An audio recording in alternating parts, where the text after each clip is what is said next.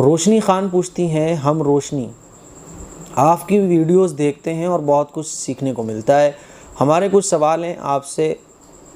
کچھ عورتیں مرید ہوتی ہیں کسی پیر سے تو وہ مصافحہ کرتی ہیں، ہاتھ چومتی ہیں، جبکہ اللہ نے غیر محرم سے عورت کو پردہ بتایا ہے، تو پلیز آپ اس پر علم کی روشنی ڈالیں۔ دیکھیے ہمارے آقا صلی اللہ علیہ وسلم کے ارشاد ہے، حدیث سے یہ ثابت ہے کہ حضور علیہ الصلوۃ والسلام نے کبھی کسی غیر محرم عورت کے ہاتھ کو نہیں چھوا۔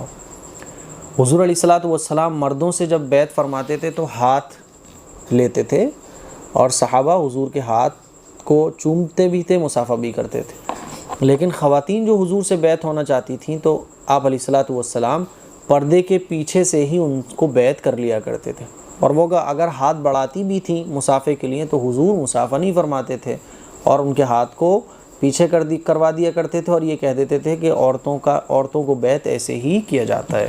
ٹھیک ہے، اب ایسے آج کل کے پیر مرید آ گئے ہیں جو عورتیں ان کے ہاتھ چومتی ہیں، اور پیر صاحب اپنے ہاتھ چمواتے بھی ہیں، تو یہ تو کھلی بے حیائی ہے، کھلی مووی ہے۔ یہ تو ایک مووی ہوتی ہے جو آپ ٹی وی پہ دیکھتے ہو، یہ تو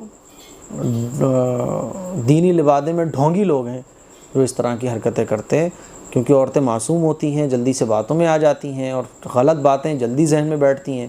تو ایسی عورتوں کو سمجھنا چاہیے کہ وہ پیر نہیں ہے تمہارا، وہ پیر کے بھیس میں شیطان ہے اصل میں، ہے نا۔ ہمارے آقا صلی اللہ علیہ وسلم نے کسی غیر محرم کے ہاتھوں میں اپنا ہاتھ نہیں دیا، اور یہ حرام ہے، ناجائز ہے، گناہ کبیرہ ہے۔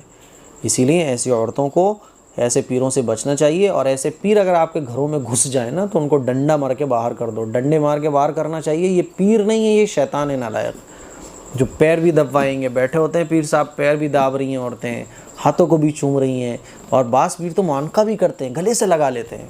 ایسے پیر بھی جہنمی ہیں، اور ایسی عورتیں جو جان بوجھ کر اپنے پیروں کے ہاتھوں کو دبا رہی ہیں، پیروں کو دبا رہی ہیں، گلے بھی مل رہی ہیں، جاننے کے بعد بھی کہ حضور کی حدیث بھی سن لی تب بھی یہ کام نہیں چھوڑ رہی ہیں۔